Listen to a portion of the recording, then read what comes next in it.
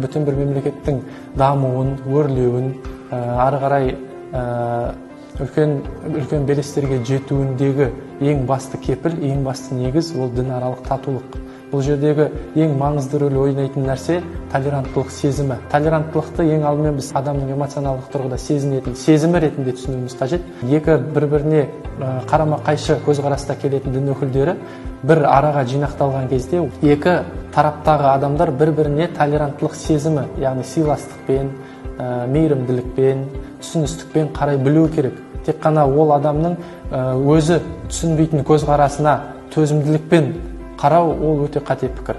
Бұл жерде агрессия туындауы мүмкін.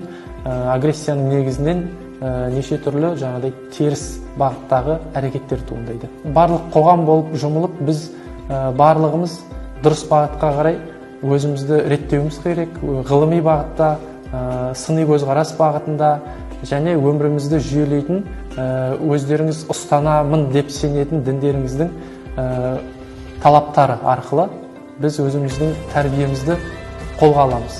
Діннен де бөлек ғылыми тәрбиені біз шетке ысыруымызға болмайды. Дін мен ғылым барлық жерде тұтас жүру керек. Егер ғылым діннен ажырайтын болса, қоғам құлдырауға ұшырайды.